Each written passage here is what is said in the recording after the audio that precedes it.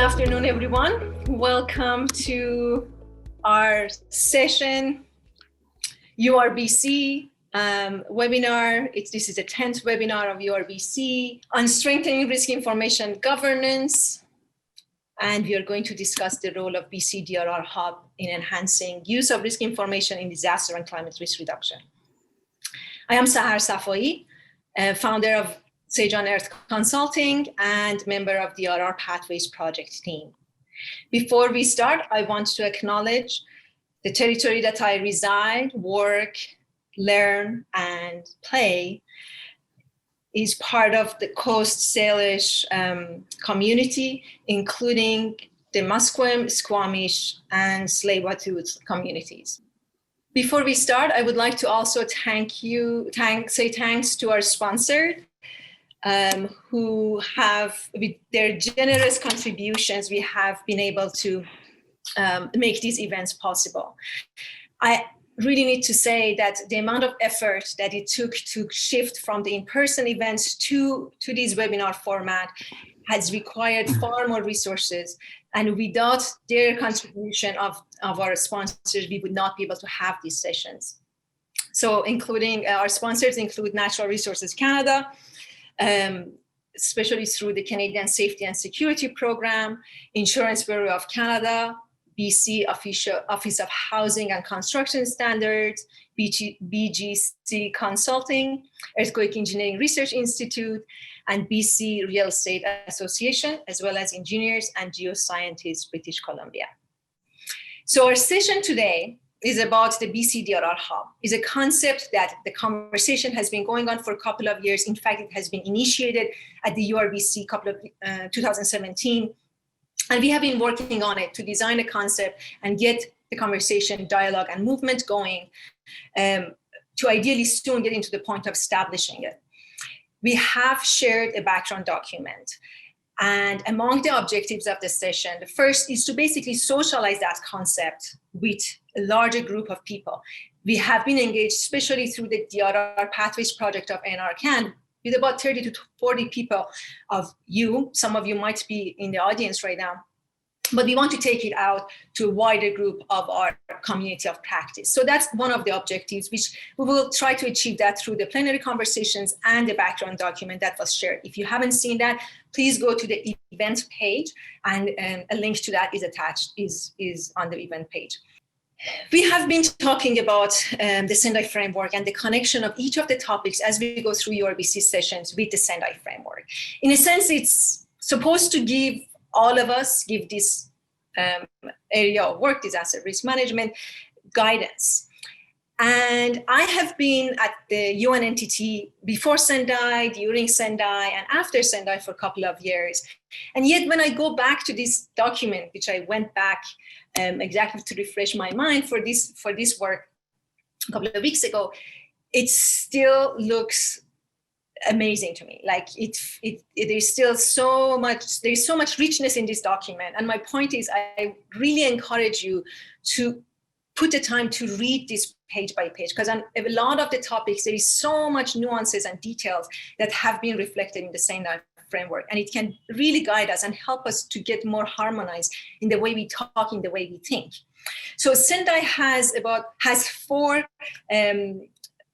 targets that are directly related to outcome, meaning the risk reduction. That is the main goal for the Sendai framework. And it's about substantially reducing mortality, affected people, economic loss in relation to GDP, and damage and disruption to critical infrastructure. Obviously, Sendai being a global framework, they will monitor progress globally, but the data will be collected from the countries nationally, and obviously the countries collect the data through their local mechanisms to have all of that. At the time, the committee agreed to use post-disaster data to monitor Sendai progress for two reasons. One is that the monitoring that needs to be happening and showing the results for Sendai, it happened at the global level. So even though some hazards such as earthquake are not frequent for the 15 period of time, are not frequent enough to manifest their impact, basically, because the monitoring would happen at global level, we will be able to see how as a global community we are progressing in reducing risk. But obviously there is a challenge and there is an issue for those kind of hazards at national and local level if we only look at post-event loss data. That's why the risk modeling and risk estimate methodologies come to play that can help us to not only anticipate what kind of impacts we may have in a community, but also model how different risk management strategies and policies can reduce that risk. At the time, the idea was there in the group at UN for designing the monitoring mechanism, but the second reason that they decided not to use modeling is because of lack of capacity in a lot of developing countries in conducting risk modeling. So my point here is, here in Canada, we do have the capacities for risk modeling and anticipate future risk levels. We should use them effectively to also understand and monitor our progress for risk management and risk reduction. The second aspect of Sendai that we have enough time at this session today to talk about are the 4 priorities of action of Sendai. These are fundamental. These are basically the foundations of disaster risk management. It starts with the first one being understanding risk. And the idea and the suggestion is that understanding risk with all of its dimensions, including hazards, exposures, vulnerability, and capacities, social, physical, environmental, should be the foundation and the basis for policy and practice in managing disasters. There are so many provisions, and every one of them are valuable and important under every one of these priorities for action, but especially I really like the ones under the understanding risk. The second priority is risk governance, establishing regulatory and accountability frameworks to increase collaboration, enhance capacities and incentives for effective and efficient management of risk. I think those 2 words, effective and efficient, are quite critical. The third is investment, allocating necessary financial and logistics resources for DRR and promoting risk transfer and insurance. This has been a significant challenge in the past decades that even though there's been advances in, for example, understanding risk and the whole concept of disaster, there is still a very small amount of investment in especially risk reduction. Most of the countries are still very much focused to just pour the money and invest when the disaster hits and be ready to spend for emergency management and recovery and reconstruction. Whereas we know investing in risk reduction, depending on the type of hazard and context, can have return on investment close to 1 to 7, investing in risk reduction in advance. And the last is managing residual risk. No matter what we do, there will be still certain level of risk, residual risk, that we have to increase our resilience to that by strengthening emergency preparedness, recovery, and build back better planning. I'm also taking this opportunity to share another aspect of Sendai.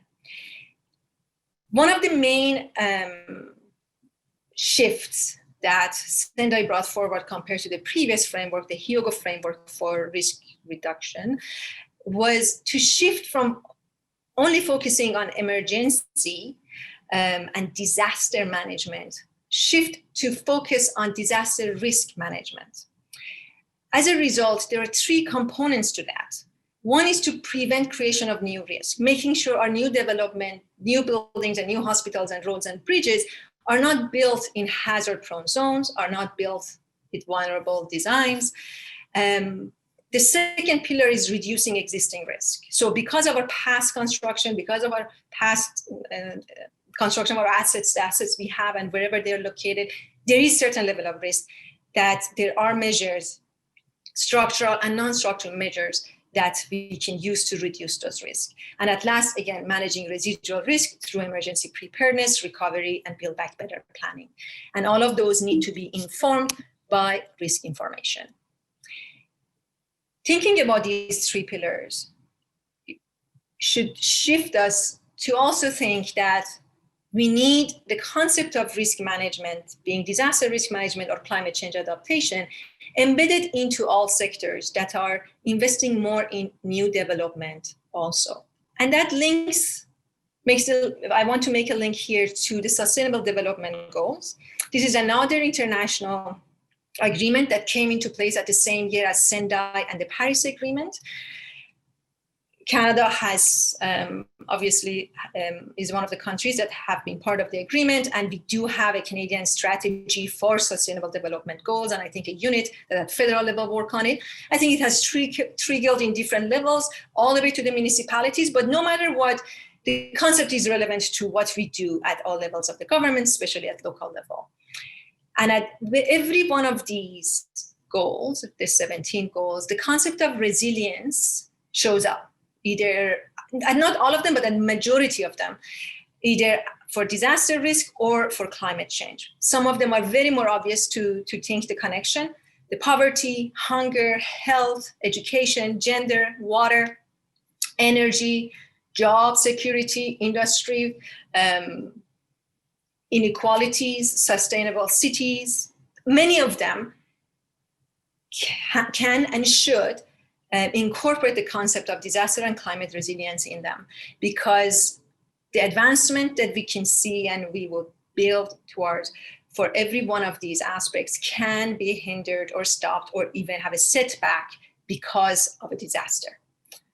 So the ideal world is that instead of having units or one individual in a municipality that is thinking about the disaster risk or resilience, we want to move to the direction that everybody that starts working on a policy or is in the process of implementing a policy, but especially at the design phase, are thinking about longer term resilience and the issue of different hazards that such policy or investment needs to deal with.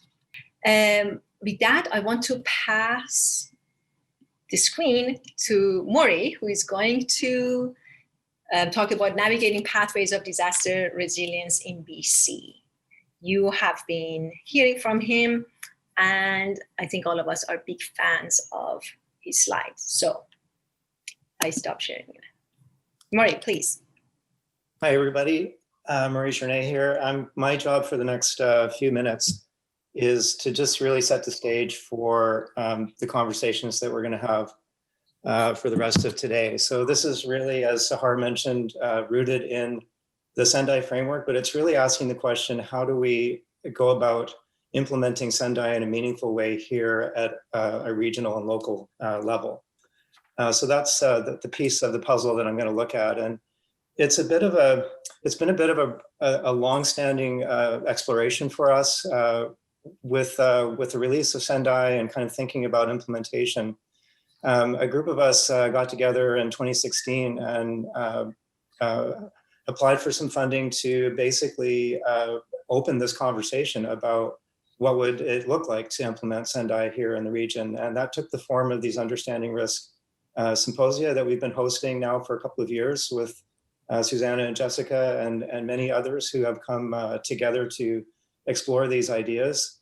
And each time we asked everyone who came to not just share information, but to really think about what we could do together. We called them actionable strategies. And the idea was that this would provide a bit of a framework for a common understanding of risk here in the region. And subsequent sessions in Victoria kind of broadened the thematic topics that we looked at. But out of each of these sessions came a set of recommendations. And the idea was that people would pick up these recommendations and try and act on them within their own capacity. We had an opportunity to go after some funding from the Canadian Safety and Security Program to put a project together that would basically try out the idea of a regional science policy collaborative. So we put together a team of researchers and policy folks to really look at some of these questions, and this whole idea of risk governance was part of the research agenda, and that's really kind of taken us to where we are now. It's kind of an ongoing exploration, and at the core of it is really this challenge. We all, from the lived experience in the last 8 months, we all get it, right? We all understand that there are things that we can do to flatten the curve, but we also understand that it can be extremely difficult, even if you know what to do. And we also know that inability to act on information exasperates the situation. we also know that there are opportunities for us to think more in a more proactive way, to envision a different outcome. And we know, as Sahar mentioned, that having risk information is really key to that, helping us understand consequences and what we might do differently to have a different outcome. And risk governance is really at the heart of this as well. It's the connection point between understanding risk and doing something about it. And this touch point is really important, and I won't go over what Sahar just mentioned, but Sendai, when it was released in 2015, gave us a shared set of policy goals and targets. And our challenge is to implement those in a way that makes sense regionally for us here in British Columbia. And that's really about bringing together these streams of activity across emergency management, sustainable development, climate change adaptation planning into a more coordinated and coherent frame. We each work within silos, and silos are good. They serve a very important function, but they do have limitations when it comes to trying to transform the way you do business and the way that you interact and collaborate. And so silos are important, but we also need to be thinking about other governance structures. And so one of the ideas we're exploring is this networked approach to disaster resilience planning. And this is really about respecting the autonomy of each of the organizations that play a role, while really striving to improve our coordination and collaboration across.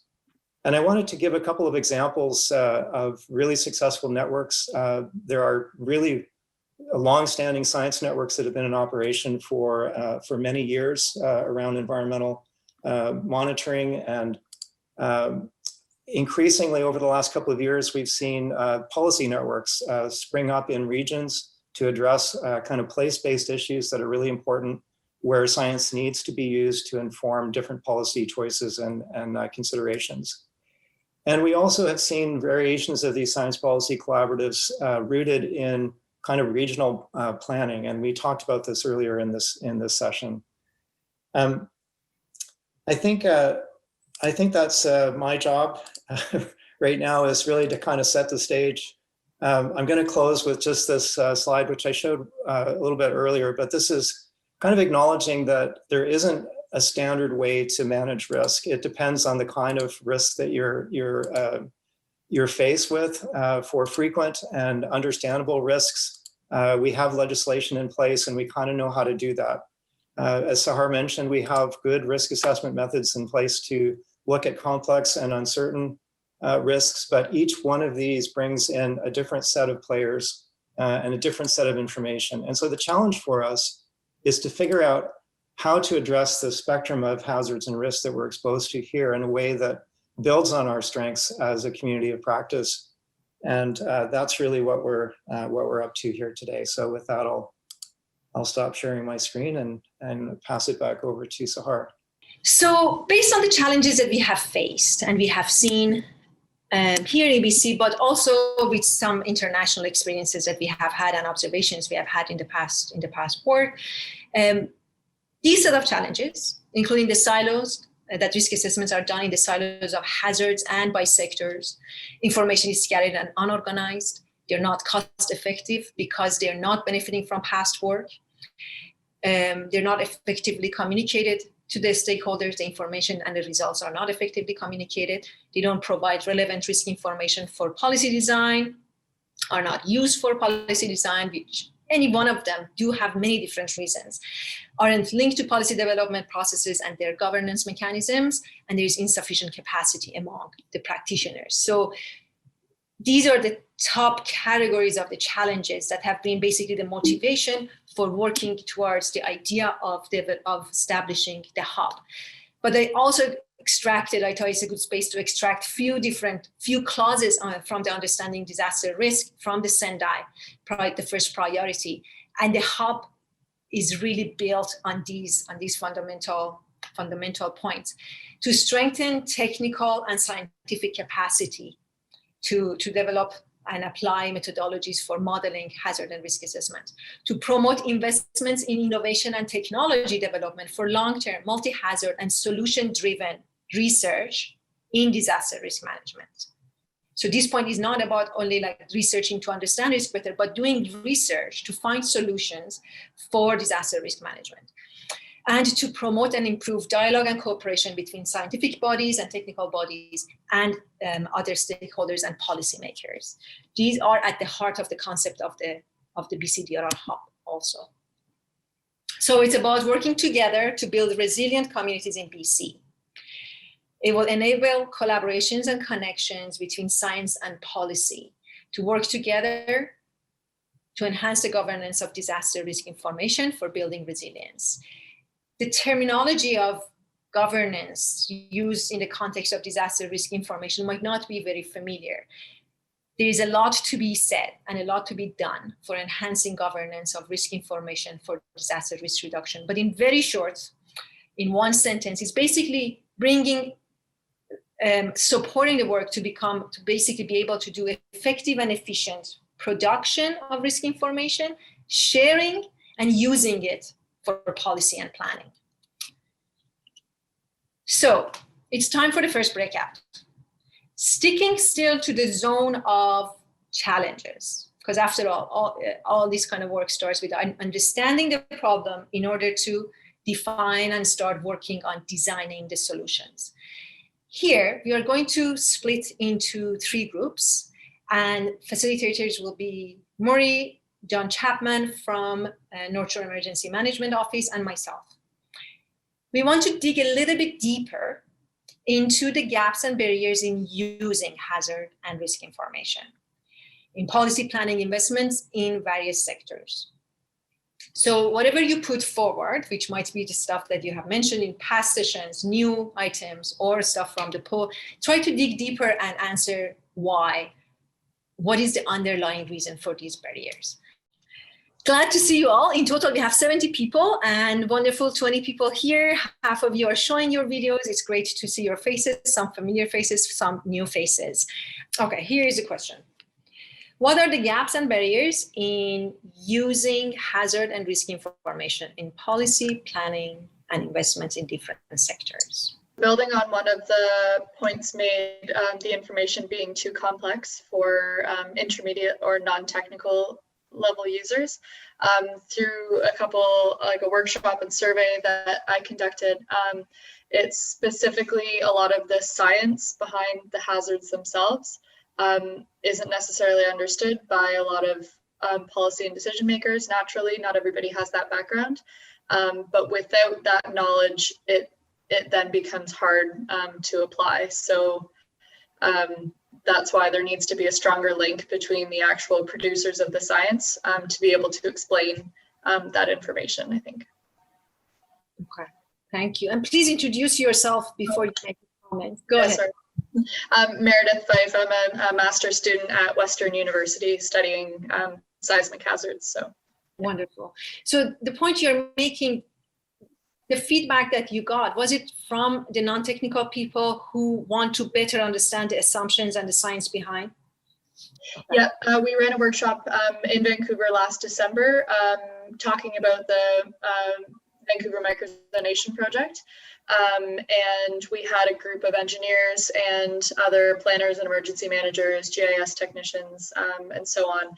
And it was specifically from the emergency managers and planners that they themselves learned so much in that session by interacting with us and the engineers who understood the science. But without that kind of session, they don't really have any other tangible way of answering some of their questions or understanding the science behind it. So there need to be opportunities to run through challenges and problems together to build up this sort of minimum level of understanding. So I think another piece is the kind of competition between day-to-day operational needs, whether that's in the voting public or the politicians or the policymakers.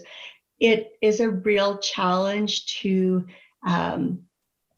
invest in proactive solutions, because if they work, you don't see the results, if you will. And that's a real barrier for the general public to care, to be frank, and the policymakers to be motivated unless there's a regulatory requirement or someone's able to articulate the value to them in a way that resonates with them. And I see that being a barrier that many people struggle with. Absolutely. I would add to that, to both what Steph said and Vanessa said. Sorry, it's Chad from Logically Consulting. And I think some of the things that I've seen is a hesitancy to acknowledge some of the risk or even go down that road because of a concern of what that might mean from a liability, from a financial perspective. I think as Vanessa was getting to, if I've now acknowledged it, I now have a responsibility to do something about it. From local governments, I've seen in particular, a perception, which the data seems to disprove, that it will negatively impact things like cost of housing or the areas and sale prices and things like that. So it's an education on what the risk, having that risk information actually will provide and mean. Chad, again, I wonder, building on both of those comments, both Allison and Harshan's comments, is it an accessibility question? Being able to, all of us, I think, have drank the Kool-Aid, and we're here, we're talking about it. But for those that either, as Allison say, don't have the data, don't have the resources to be able to really dive into this, how can we make it more accessible for them to, take that jump and come join, drink our Kool-Aid, as it were? So we talked about the challenges. Now moving towards what kind of solutions we need, and what is the design of the hub so far for tackling the challenges. So the hub will convene the partners in the science and policy and having with interdisciplinary backgrounds to focus on 3 objectives. In a sense, there are 4, but I think the increasing connection and collaboration is not an objective, but it's a way and modality of operating that will help to get to the objectives. And the objectives are under 3 categories: advancing understanding risk, enabling use of risk information in disaster risk reduction, and enhancing access to data, information, and knowledge. Kind of like high-level categories that many of the challenges that you have raised fit under these 3 categories. We have designed 7 components for the hub. Again, high-level categories, and activities can happen and fit under one or more than one of these items: understanding risk, using risk information in DRR, learning from the past events. Here, I'm just going to quickly describe the ones that we haven't discussed before. Learning from the events is one of them. As I said, using post-event loss data is a mechanism for reporting for Sendai, and Canada is committed to report for Sendai monitoring. But also we can learn a lot from post-event data for enhancing and calibrating risk modeling, but also for understanding and doing forensic analysis of understanding how past policies such as land use planning have influenced the impact that we see in an event. The other is aligning risk information with DRR and climate change adaptation initiatives, basically aligning risk information production. So imagine the research and modeling project to the process of policy design and connecting it to the right points, to the right spots during the policy design. Risk data management mechanisms. The idea is not to make another data platform, but to support the existing ones, especially the most dominant ones, to serve the community better. The idea of having a risk data management strategy for BC is basically related to this area of work. Capacity development and knowledge sharing, and user-centered risk profiles and communication. Many great initiatives are underway for developing risk profiles based on risk information that is available. I think NRCan is one of the entities that is making progress and setting up a risk profile. There will be a session in November about that. But also it would be great to have to work on templates that fit the needs of municipalities or other entities at the provincial level to share information that is easy to digest for stakeholders, but maybe also for the general public.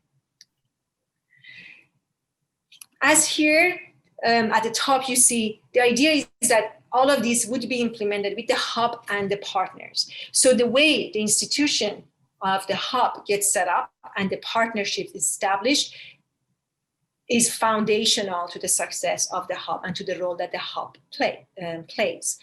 So we have set up guiding principles for the institutional setup and partnerships for the hub, because it should bring it legitimacy for its mandate, strong convening power, scientific credibility, oversight for accountability, culture and capacity for innovation, flexibility and agility to adapt and adjust to ongoing needs, financial support, sustainable financial support, and benefiting and building on existing mechanisms, existing networks and mechanisms.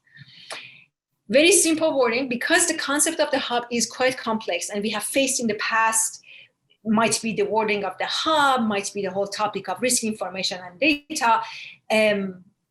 It's sometimes a bit difficult to understand what it is and what it's not. So I put it here based on requests from a few people to make it very clear, or as clear as possible at this point. It would be an institution with few staff. Its legitimacy and value and financial resources will come from its partner, including provincial and federal government.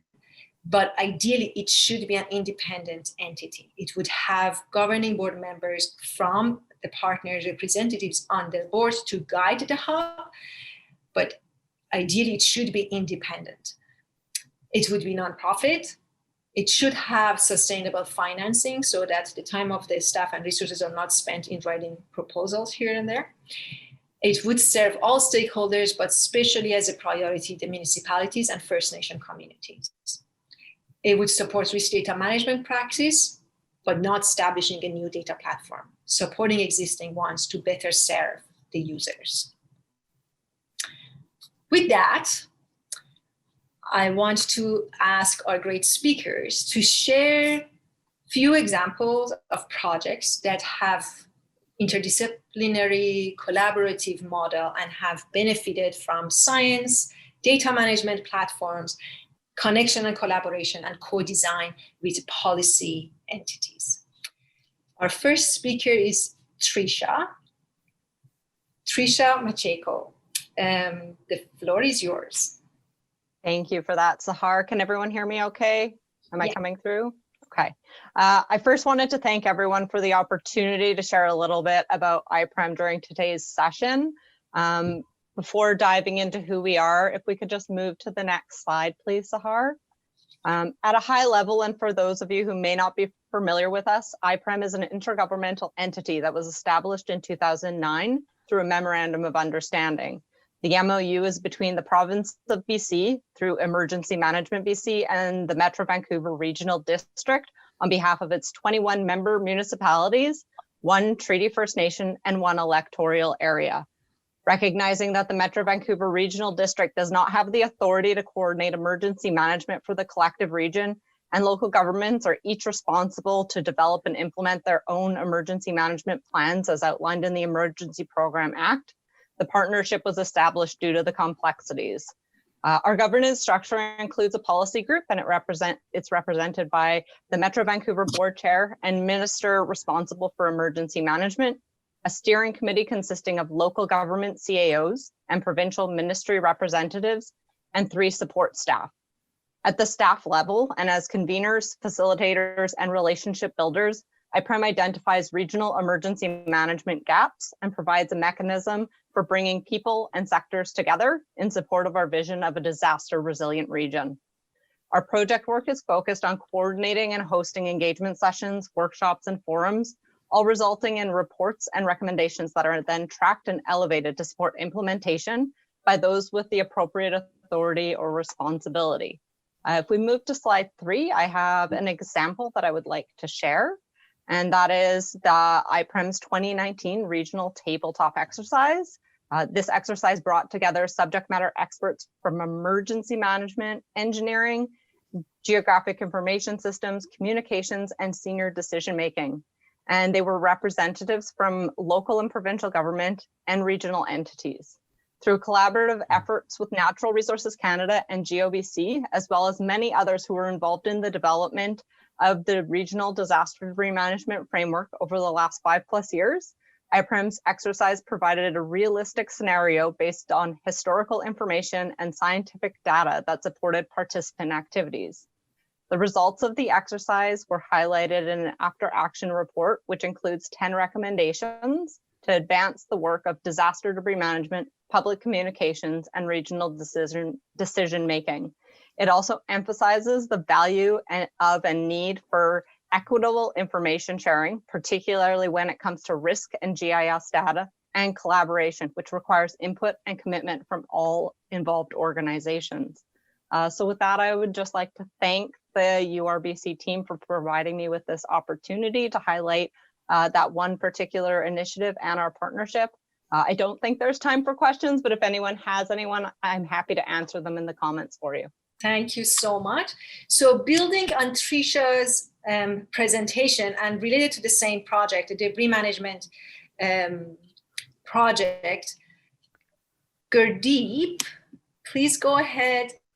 Gurdeep from GeoBC will introduce GeoBC, but also talk about how the platform and the earthquake scenario from NRCan was used in collaboration with municipalities for that project.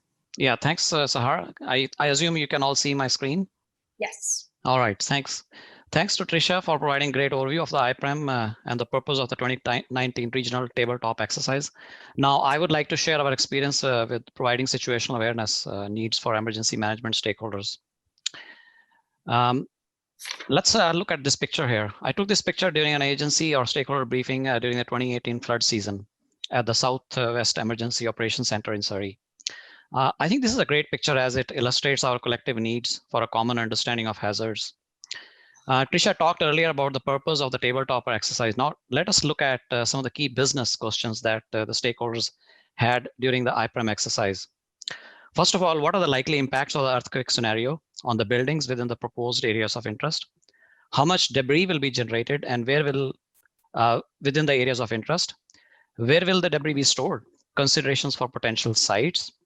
How will various jurisdictions collaborate on this issue? And more importantly, what actions do we need to take and when do we need to take those actions?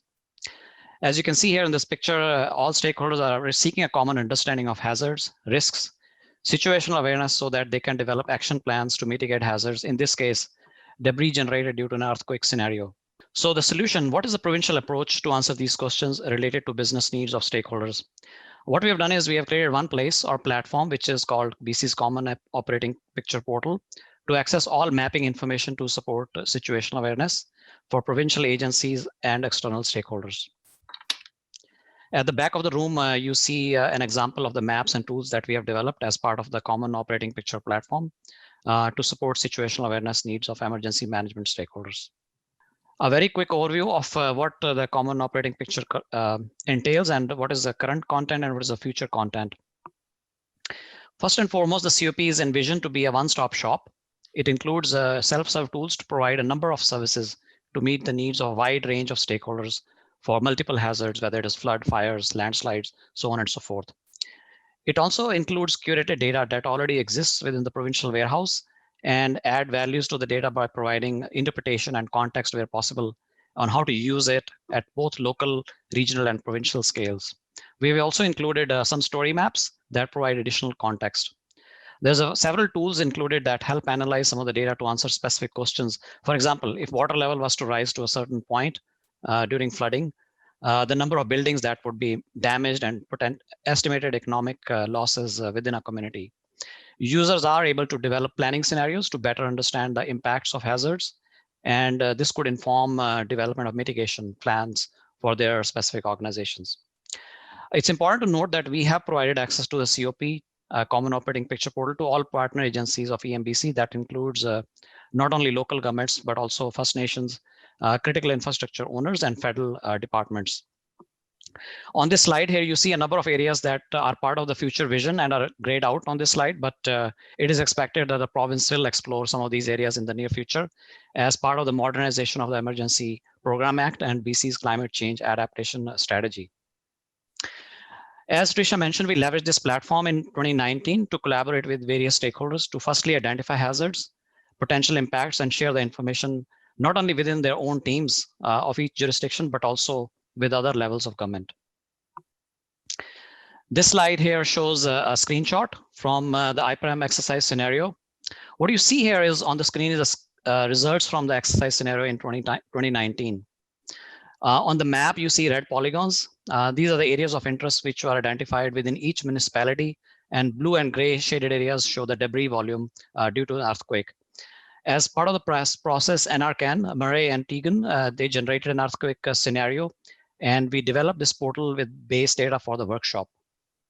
Each organization did calculation of debris for an area of interest provided to them, including access to this platform. Once each jurisdiction did calculation of debris, they would run these numbers over to the GIS staff within the room, and we would enter those numbers manually to provide a common understanding and situational awareness. Now, the participating organizations listed here on the chart, bar chart, the bar chart shows a debris volume that would be generated within each jurisdiction based on earthquake scenario, which was developed by NRCan. We also have additional metrics that you see on, for example, the building materials. In summary, I think most organizations in Metro Vancouver, based on the feedback that we received, experience for the first time mutual exchange of information in real time to get a common understanding about potential impacts of earthquake on buildings and the volume of debris that would be generated and how they would manage it, not only individually within their own jurisdictions, but also collectively across the region. As I mentioned earlier, the COP portal is accessible to all organizations and partner agencies of EMBC. I believe it provides a great platform or mechanism to not only integrate, but also share information related to hazards and emergency management across the province. We need to continue to build on the success from this exercise, which was held in 2019, but also look at other opportunities for collaboration and partnerships across the province. Earlier today, Murray talked about the silos and networks. Now, how can we take a systems approach to break these silos and create networks and platforms like this one to manage the complete spectrum of hazard risks? I think I'll stop here. That's pretty much my part of the presentation. I'll hand it over back to you, Sahar. Thank you so much, Gurdeep.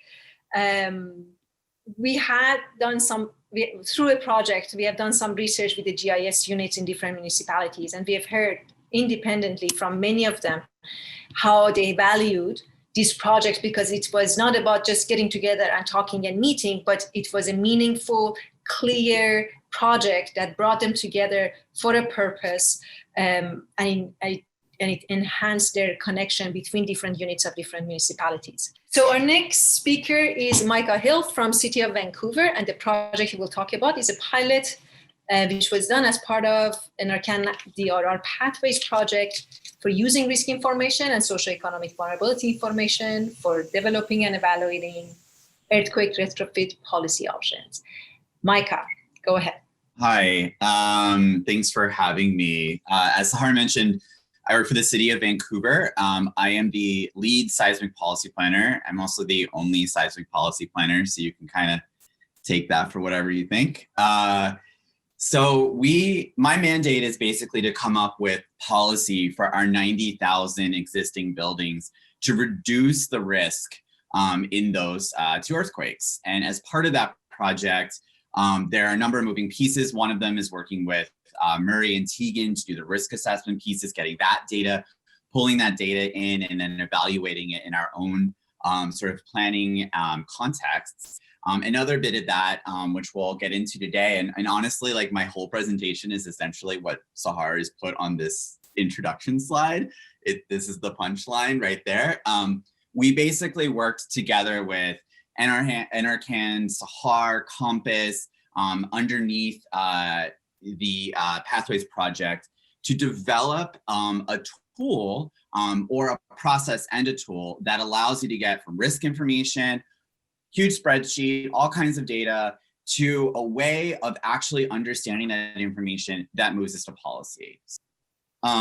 So I pulled this directly from the PowerPoint presentation that we gave to staff. So you're very much seeing it sort of as we actually thought of it as a staff with this project, which I think I wanted to kind of like center what I'm saying today around this idea of co-creation, collaboration, and cooperation. I didn't see the rest of the presentation, so I'm sure I'm repeating a lot because I was in another meeting, but I want to center what I'm saying around these sort of like three ideas. So the cooperation that we actually came out to was the overall process, and we collaborated to create this tool and process, a tool and process that we co-created. So these slides come to describe that sort of what was in scope, what was out of scope, and the overall objectives of it. On the right here, you see the approach to get from risk reduction to action. Again, we have this understanding, 92,000 buildings, 90,000 buildings. How do we go down to meaningful cohorts, meaningful groups of buildings that think about use, concentration of use, that think about importance of use, think about locations, are they near other buildings where there's a lot of damage? Are they going to be situations where we're going to think about cordons, where a perfectly well-performing building is next to a terrible performing building, and therefore it is itself, in a way, poor performing?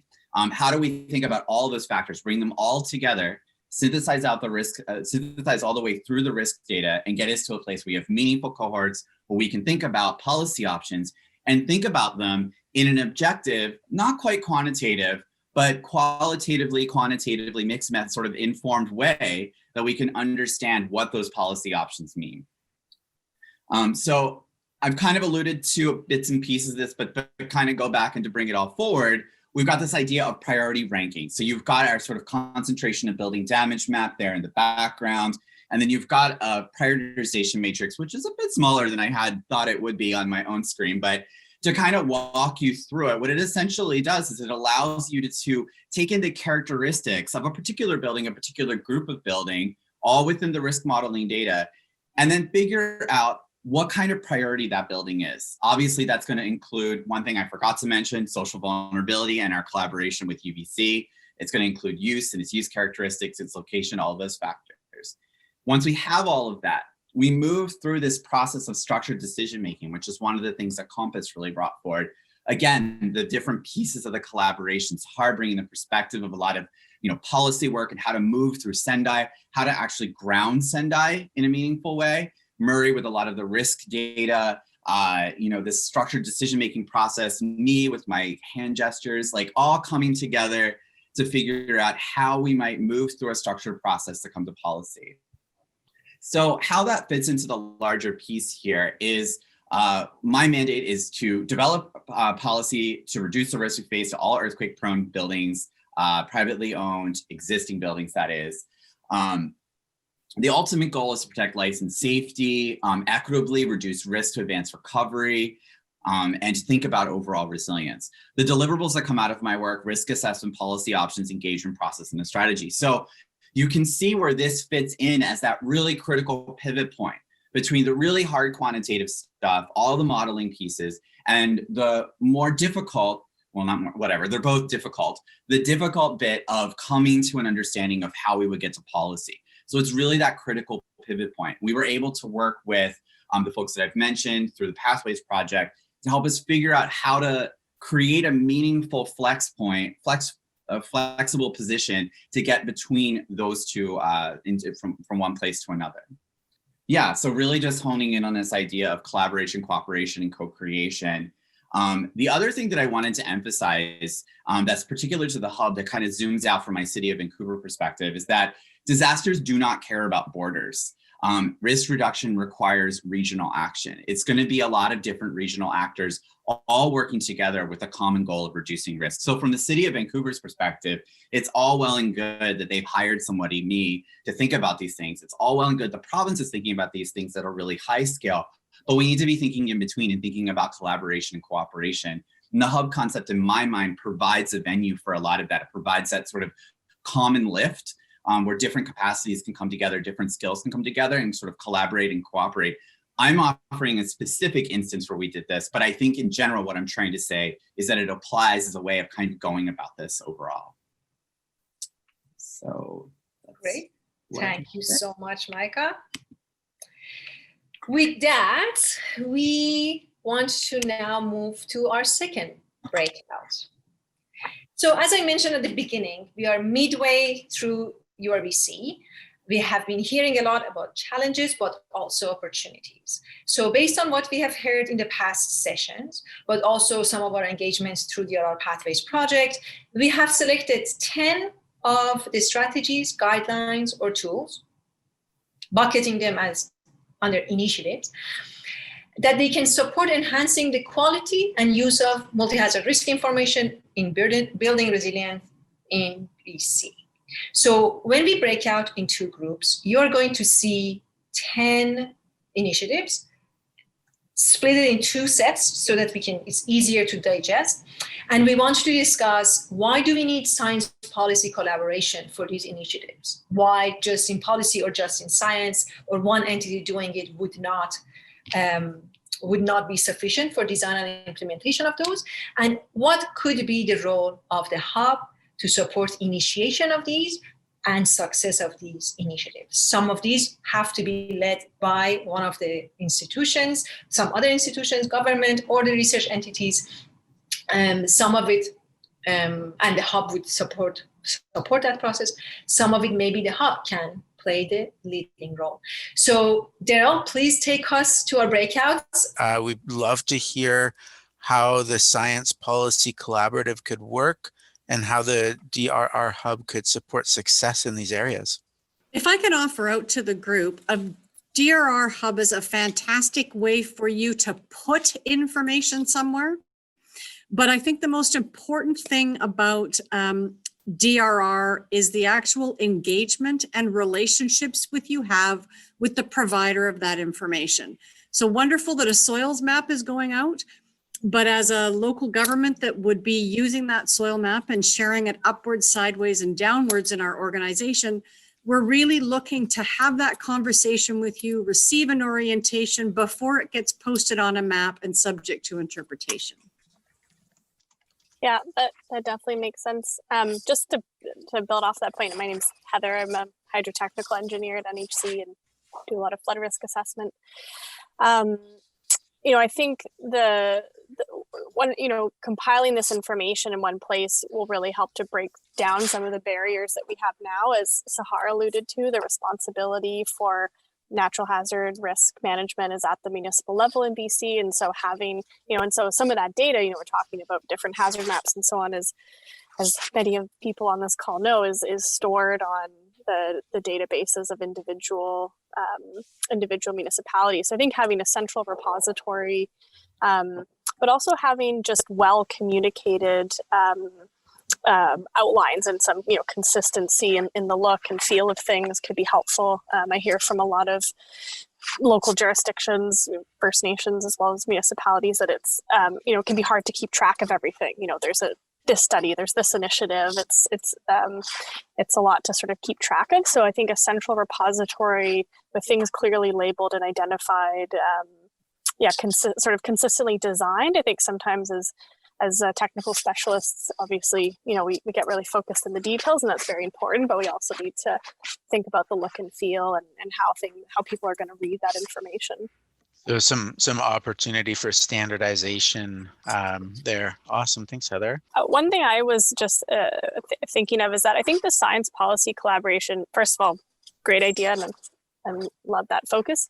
I think that would be really, really helpful for the pilot studies that John mentioned. And again, quite like that idea. Sometimes there are perhaps new methods, or there could be a way that's useful, and having. I think just having pilot studies and then sharing successes and lessons learned from those could be really helpful to move things forward. In terms of the need for science policy collaboration, I mean, I think the harmonization and the common terminology and using similar methodologies is an obvious gain that I think we can all get on board with. But there isn't currently, as we all know, a mechanism to do that. And I think that is, the point of the BC DRR Hub, is to create that common methodology and have it, as Charmaine alluded to in the last one, we don't even have necessarily all the players at the table when these conversations are happening. So how can we enable, we as the greater we enable, having those people at the table and making sure that we're all talking the same language. And I think that's, an independent body is well suited to be able to do that. Can I ask this question? Yeah. Let's turn the question around and say, why wouldn't we need a science and policy collaboration? What are the cons to this? Are there cons? All I see are pros, sunshine and roses, but there are going to be some negative consequences to a science and policy collaboration. I don't mean to throw my friends in Vancouver under the bus. Please don't take this the wrong way, but the city of Vancouver seems to get a lot of these collaborations, and other outlying municipalities like Burnaby and New Westminster, Coquitlam, Port Moody, and the list goes on, don't seem to get access to these resources. So how do we offer this more liberally to all and everyone? Well, this would be through a hub where that policy, science, collaboration might engage in further discussions and questions.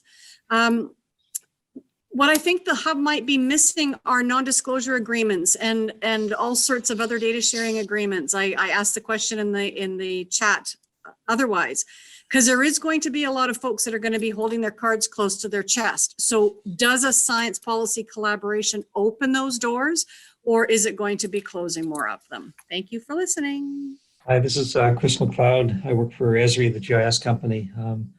I could just say from my own experience working with so many organizations that the tools are there, but the tools are there to share the data, make it available. It's just more all the same organizational impediments, sharing data, things like that are causing the issues. And Chris, when you say that, is this more from a information governance perspective, or is it from a capacity perspective that organizations don't have those abilities to share the information from a technical perspective, or is it some mix of those? Well, I think the will is there. It's probably a bit of both. I wanted to give a little bit of background before I put these on screen. I wanted to get a bit of background where these come from. They actually have emerged from our URBC sessions over the last couple of years. So these were strategies that you all came up with in various sessions when presented with this question, like how do we get from here to a different, more coordinated, collaborative place for doing this work. So we're simply bringing these ideas back to you, but now with a different question. How do we act on these ideas is really, where we want to try and focus this conversation. So as Sahar mentioned, we'll do this in groups of 2 batches of 5 initiatives. And for each one of these, we want to basically ask these 2 questions up on the top, like, why do we really need to put the energy into more focused science policy collaboration to move these forward? And we really want to be specific there, like what's the opportunity for bringing agencies that provide the science together with agencies who develop the policy and plans.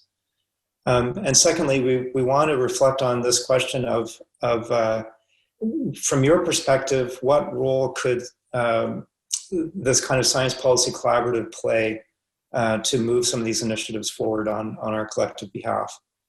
Murray, I almost feel like the initiatives that you've put forward answer the questions that you had posed, like, well, that's why we need a one-stop shop to do that.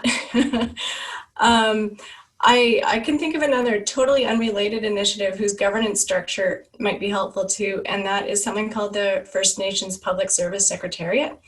And they're a very small group in terms of staff, but what they do is support governance of First Nations by providing resources, convening groups, webinars. I think they could be a potential model to consider for the hub concept. Murray, it's Chris here. I think first of all, yes, I think it's absolutely valuable. And even it's already valuable, even from the perspective of getting this group together so that we have a common understanding of what everyone is up to. So even just with that, it is certainly worthwhile. There's obviously a lot more being done than that. A couple things come to mind. One is to maybe provide some structure around how those participating are ingesting information, adding value according to whatever expertise they may have, and then feeding it back into the system again. And so there's this ever-evolving path towards improvement, creating a structure around how that might play out. And then the second being to perhaps differentiate between the work that works well in a policy and a research space compared to that which might be required, say, in regulation and in the implementation of bylaw, which in British Columbia operates under a professional reliance model and typically, for example, requires sign-off by a PGO or a PNG. That's a very different environment than, say, a common operating picture for emergency response or something that might inform policy. And it is where the rub lies, perhaps, in terms of the real challenges about professional responsibility. Lots can be done up until that point, but not including that point. It doesn't have to involve that same responsibility, which is quite expensive to maintain. And thank you so much to all of you participants who hang in there for this session. Thanks a lot for your contributions. We've taken the notes, and all your inputs and reactions will help us to better shape the future of the working agenda for the BC DRR Hub. As you're already aware, we still have 9 sessions ahead of us, which we will have a launch, which will be free November 2nd with the Ignite. So you're going to get a glimpse about every one of the sessions in that event. Will be followed with the others, and we will have an ending on November 24th when we have a recap of the whole URBC 2020. That one will be free also, but we hope to see you in all of them.